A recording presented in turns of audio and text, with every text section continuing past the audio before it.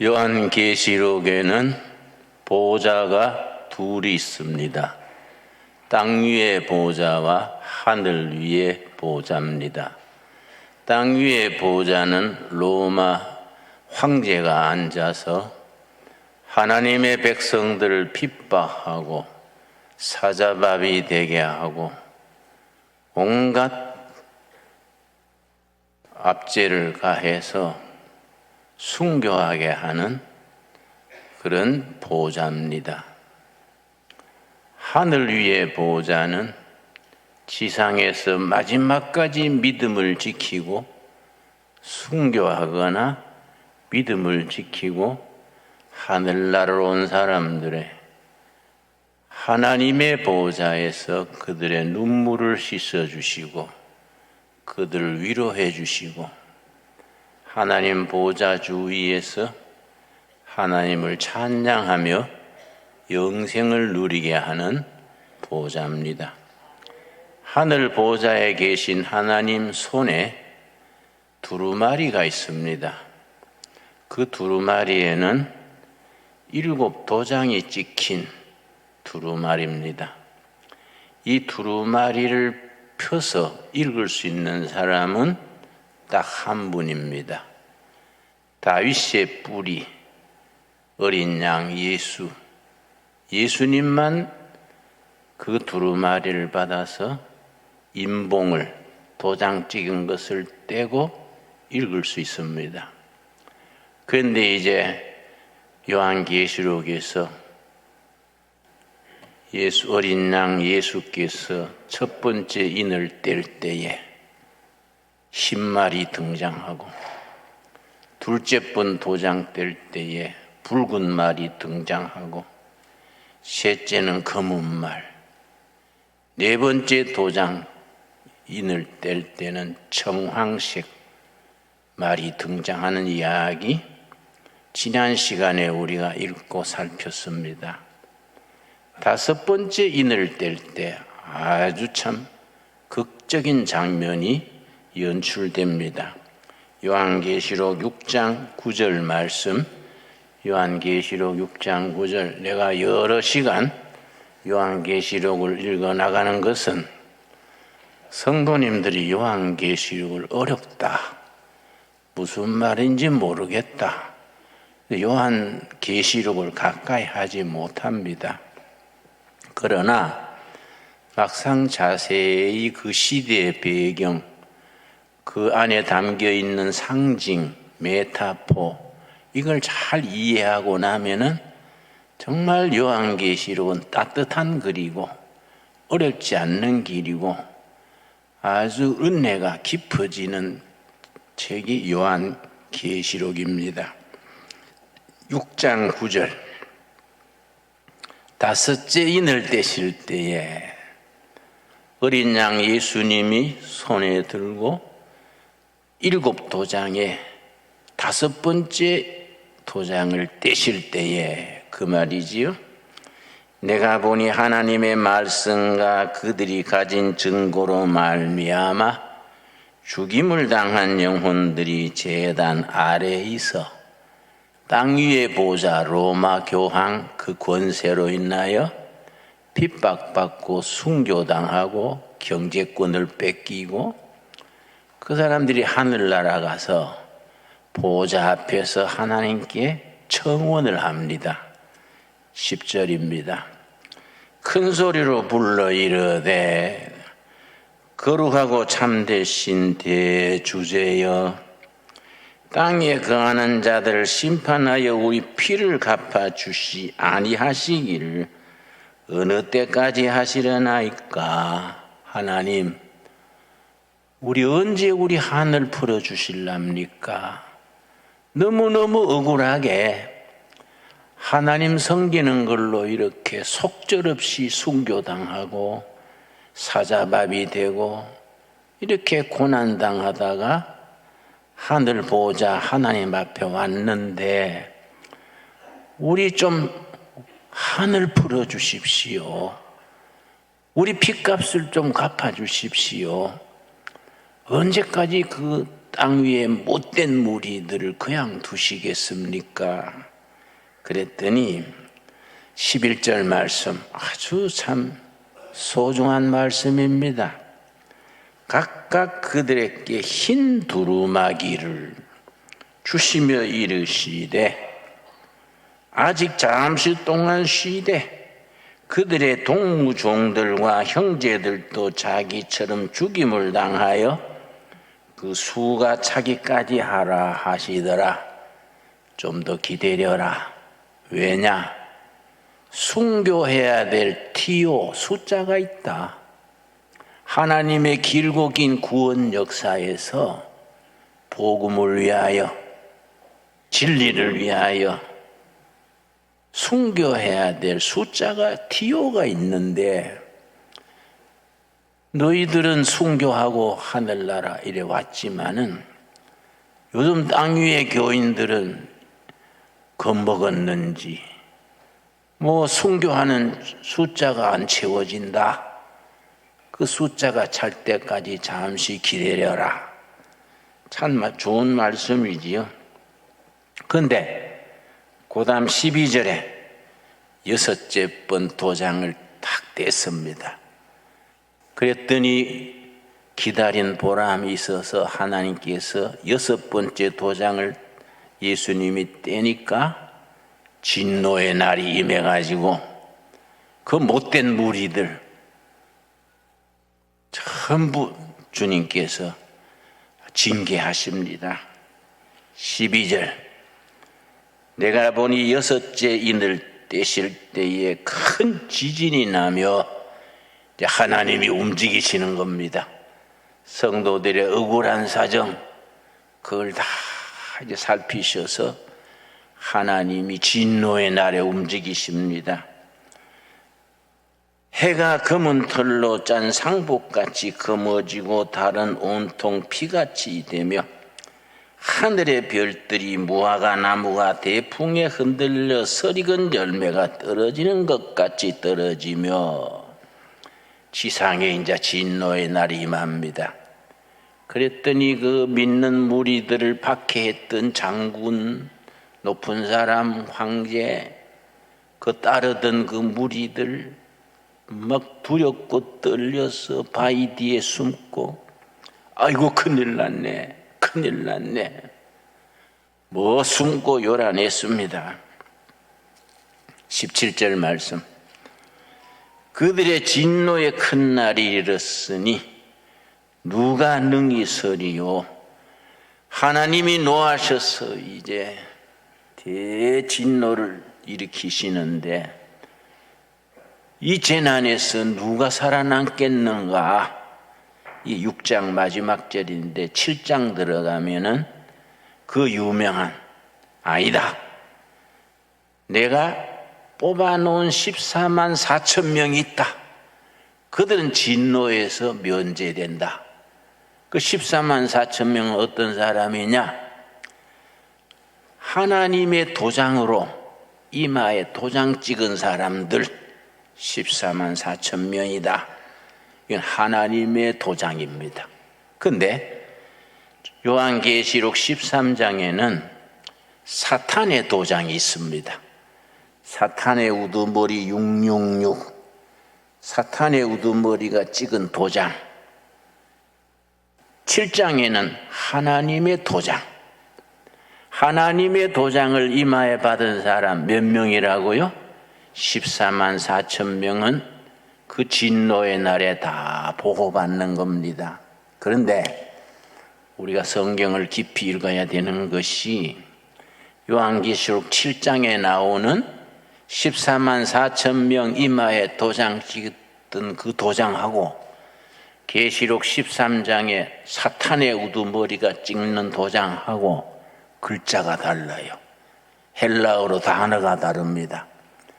그러니까 헬라어 원문을 아는 사람들은 그 읽으면 이건 하나님의 도장이구나. 구원하는 백성들에게 찍어준 구원의 표시구나. 또 글자 사탄의 도장, 이거는 하나님의 진노의 날에 심판 아래 떨어지는 도장이구나. 분별할 수 있게 됩니다. 그래서 14만 4천 명, 이 14만 4천 명에 대해서 몇 차례 설명했습니다. 좀 크게 해석하면 구약의 12지파, 신약의 12제자, 12 곱하기 12는 144입니다. 거기에 천을 붙이면은 많다는 걸 천을 붙이지요. 14만 4천 명. 그 환난 날에 하나님이 지켜주시는 무리 14만 4천 명입니다.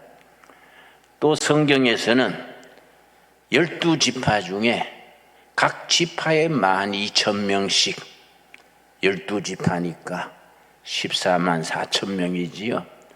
환난 날에 보호받는 하나님의 도우심 아래서 진로를 피하는 무리 각 지파에 12명씩 12,000명씩 14만 4천 명이지요. 이걸 지금 우리들에게 어떻게 적용하느냐 하면은 환난과 핍박의 날에 마지막까지 이기는 성도, 어떤 시련, 유혹, 핍박에도 믿음줄을 붙들고 이기는 사람, 온 지상의 모든 성도 14만 4천 명이지요. 그런데 사입이나 좀 잘못 성경을 해석하는 이단 종파들은 구원받는 사람 전체가 14만 4천 명이다.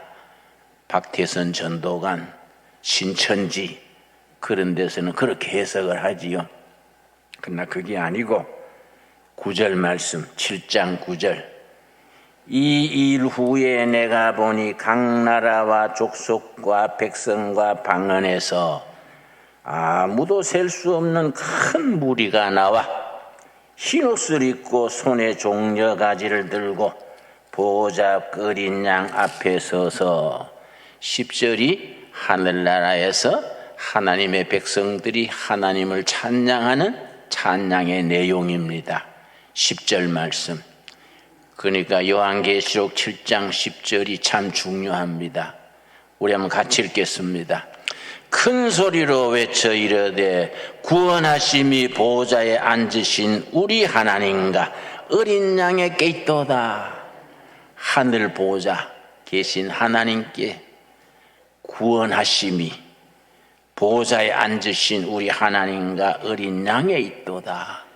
천국에서 구원받은 성도들 세상의 환난과 핍박을 마지막까지 이기고 천국에 온 성도들이 하나님을 찬양하는 내용이 구원하심이 보호자에 앉으신 우리 하나님과 어린 양에게 있도다. 복음 찬송이 찬송이 있지요. 구원하심이 뭐 이렇게 자주 나오는 찬송이 있습니다. 아주 좋은 찬송이지요. 예. 그런데 거기 무리들이 하나님을 구원하심이 보호자에 앉으신 하나님과 어린 양이 있도다 하는 그 사람들이 전부 흰옷을 입었어요. 전부 흰옷이요. 그러니까 장로 중에 한 사람이 사도 요한에게 묻습니다. 이 흰옷이 뭔 옷인지 아는가? 그러니까 사도 요한이 장로님이 아시지 지가 어찌 알겠습니까? 그랬더니 설명해 주는 거예요. 13절이지요. 장로 중 하나가 응답하여 나에게 이르되 이 흰옷 입은 자들이 누구며 또 어디서 왔느냐? 내가 말하기를 내 주여 당신이 아시나이다 하니 그가 나에게 이르되 이는 큰 환난에서 나오는 자인데 그 로마 시대에요 끊임없이 박해가 엄청났습니다. 네로 황제 때 박해, 온갖 박해, 그 환난 중에서 마지막까지 이기고 나오는 자들인데 어린 양의 피에 그 옷을 씻어 희게 하였느니라. 천국의 옷은 왜 다 흰옷이냐? 어린 양 예수님의 십자가의 피에 옷을 다 씻고 허물도 죄도 한도 슬픔도 다 씻어서 하늘나라의 찬양과 기쁨만 남은 겁니다. 여러분 우리가 이 땅에 살지라도 천국에 가서 흰옷 입고 구원하심이 보좌에 앉으신 여호와께 있나이다. 찬송하는 그때를 바라보면서 소망을 가질 수 있게 되기를 바랍니다. 그런데 그 하늘나라에 흰옷 입고 있는 백성들의 하나님이 그들의 눈물을 닦아주시고 서름을 풀어주시고 한을 풀어주신다. 이게 이제 17절이지요. 계시록 7장 17절 아주 우리들에게 위로를 주는 살아있는 말씀입니다. 이는 보좌 가운데 계신 어린 양이 그들의 목자가 되사 생명수 샘으로 인도하시고 하나님께서 그들의 눈에서 모든 눈물을 씻어 주실 것이미러라. 여러분, 우리의 눈물 씻어 주시는 주님 얼마나 참 감동스럽습니까? 이 땅에서 쌓인 한도, 아픔도, 상처도, 눈물도 다 씻어주시는 거예요. 정말 감사한 일이지요. 그래서 8장 들어가면서 드디어 두루마리에 도장이 몇 개 찍혔다고요? 7개. 마지막 도장을 떼는 겁니다. 어린 양 예수님이 두루마리에 찍힌 7도장 중에 6도장까지 7장에서 끝나고 8장 들어가면서 마지막 7번째 도장을 탁 했는데 아주 참 심각한 분위기가 시작됩니다. 8장 1절 7째 인을 떼실 때에 하늘이 반 시간쯤 조용하더니 어린 양 예수님이 7번째 인을 떼니까 조용해지는 거예요. 정막이요, 정막. 조용해지면서 하나님께서 조용해라, 조용해라. 지상에서 올라오는 성도들의 기도를 내가 드려야겠다. 아주 멋있어요. 골방에서, 성전에서, 일터에서, 산에서, 들에서 소곤소곤 기도 드리는 그 기도를 하나님이 들으시는 거예요. 우리는 뭐 집안에서 내가 기도하면 누가 하나님이 들으실까?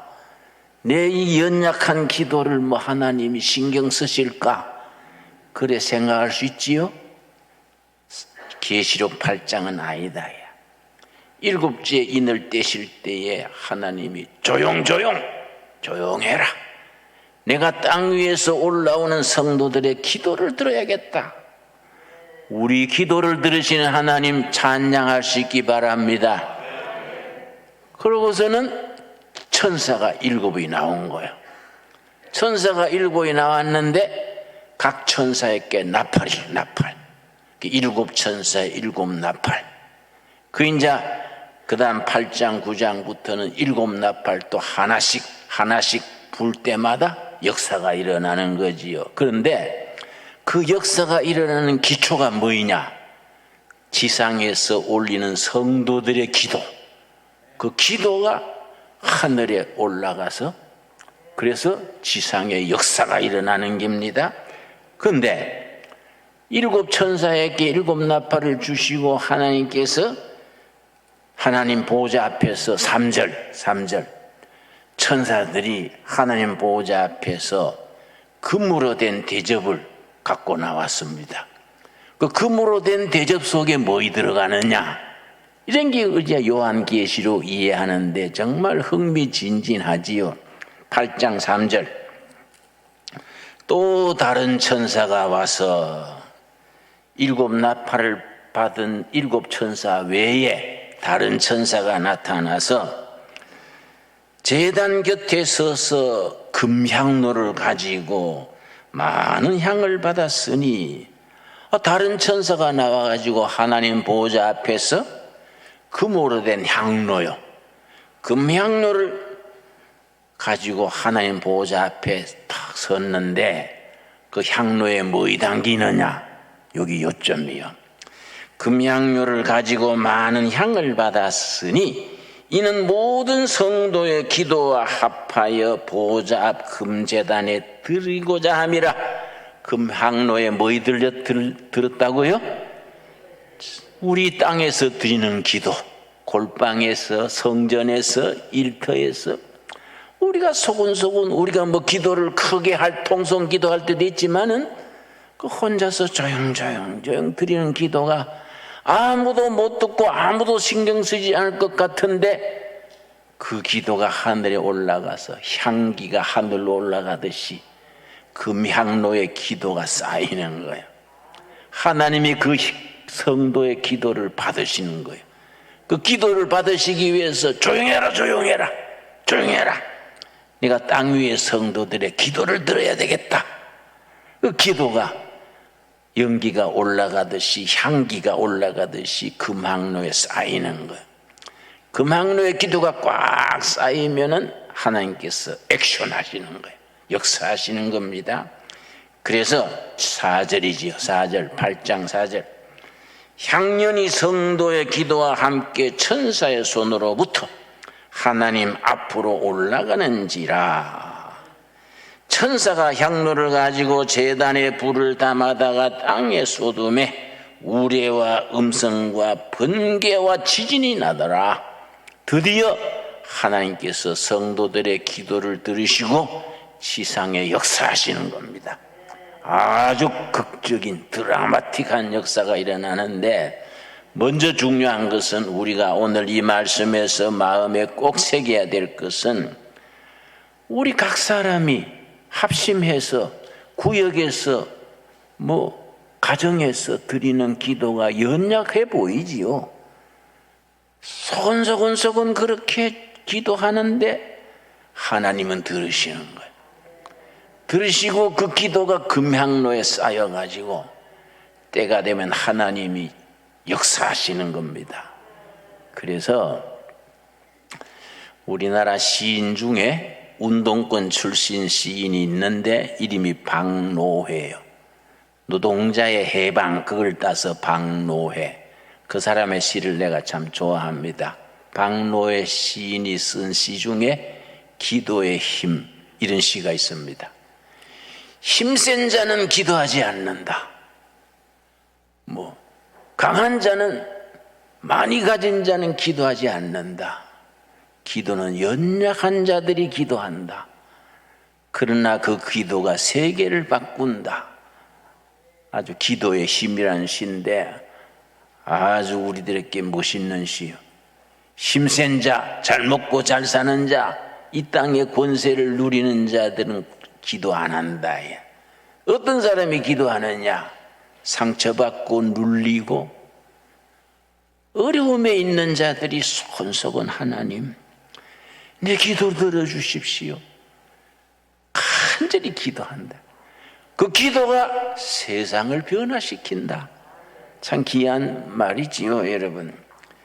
그런데 우리의 기도를 하나님이 들으신다는 확신이 있어야 돼요. 내가 옛날 얘기 한번 하겠습니다. 74년 1월 17일에 내가 박정희 대통령 유신헌법, 이거는 박정희 대통령이 경제도 잘하시고 안보도 잘하시는데 대한민국 헌법을 지켜야지 헌법을 무시하고 유신헌법, 이건 아니잖아요. 그러니까 내가 이제 목사 전도사들 모아서 데모를 했습니다. 저 종로 5가에 데모를 했는데 1월 17일 날 이제 잡혀서 중앙정보부에 갔어요. 그래가 이제 군사재판을 받았지요. 군사재판에서 내 재판장이 이세호 장군이랬어요. 저 육군본부 뒤에 군사재판정이 있습니다. 그래서 마지막 재판에서 피의자 김진홍 15년 그 방망이를 땅땅땅 치더라고요. 그래 내가 와, 매 오래 살아라쿠네. 그때 내가 34살이요. 계산해 보니까 49살에 나가더라고요. 아이고, 이미 버린 몸 성경이나 실컷 읽고 기도하다 나가자 마음 먹고 기도하는데 그게 74년이요. 75년 1월 6일이 됐어. 새해 1월 6일이 됐는데 내가 개척한 교회가 청계천의 활빈교회예요. 빈민촌의 활빈교회 교인들 5명이, 그때 내가 수원교도소에 있었는데 수원교도소로 면회를 왔어요. 보통 면회는 2사람 이상 안 되는데 특별 면회를 시켜준 겁니다. 방을 하나 내가지고 우리 교인들 5명 나하고 딴 방에서 만나게 해준 거지요. 그 만난 자리에서 얼마나 반갑겠습니까? 우리 집사님 한 분이 전도사님, 오늘 저녁부터 우리 온 교인들이 예배당에 모여서 40일 철야 기도하기로 했습니다.